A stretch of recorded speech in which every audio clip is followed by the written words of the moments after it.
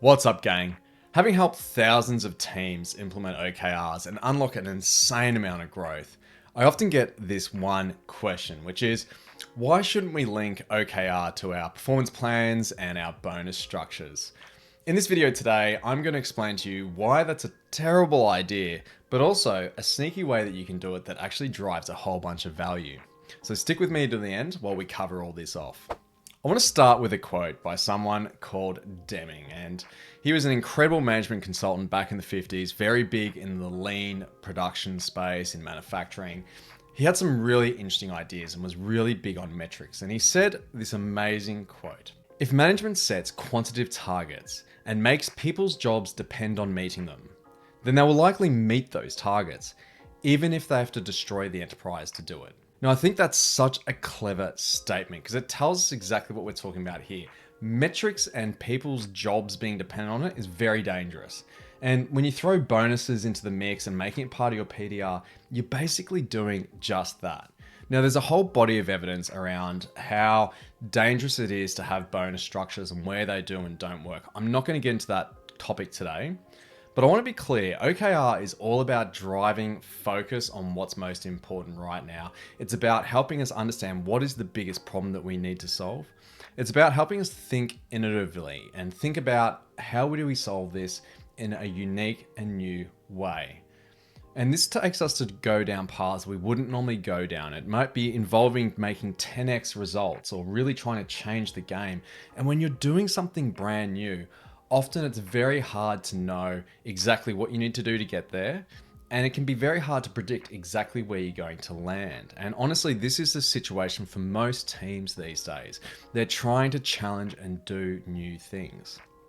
So if you want to have basic metrics, we call them health metrics or key performance indicators that are measuring how successful someone is in their job, about just really maintaining things, that's fine, that's up to you. So if you're trying to use OKRs for that very purpose and you want to drive that behavior, then why do we want to link it into the PDR or the bonus sort of structure? So it becomes pretty clear, right, that if these are going to be challenging things to do and people are going to be putting their jobs at risk, then they're not going to try and strive and do incredible things. They're going to set goals that are very easy to achieve. And this just breeds mediocrity. It means that you're not trying too hard, you're not really thinking out of the box, you're just towing the line. And this is the death of most big enterprises. It's where you start to see innovation fail, it's where you see fear kick in. It is all the wrong stuff. With OKR, we want to be able to encourage people to try things out, fail and learn from that process, apply those learnings and improve.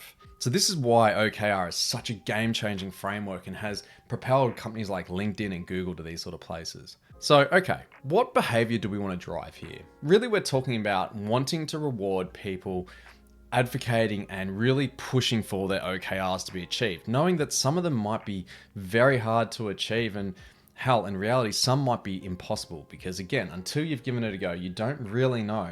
So how do we drive that right behavior?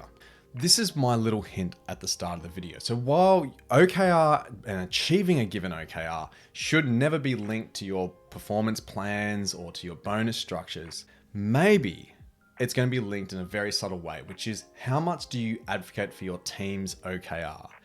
If you're really showcasing that you're pushing for this thing to be successful, you're putting a lot of time and effort in it, you're exhibiting the exact behaviors that we want to see, then definitely that should be rewarded. It's not the fact that it was achieved or that you missed out on it or anything like that.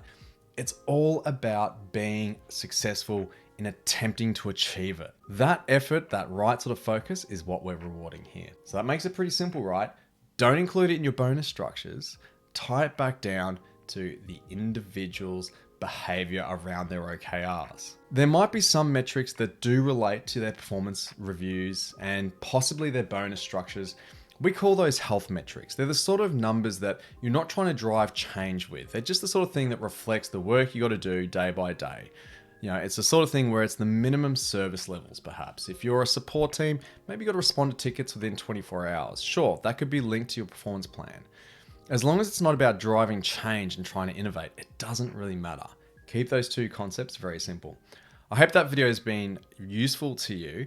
Drop any questions or thoughts you've got in the comments below, or in particular, if you found an interesting way to use the sort of OKR framework and bring that into any sort of review process and how you drive the right behavior towards that, I'd love to hear more. So chuck your thoughts in the comments. Have an amazing rest of your day. Peace.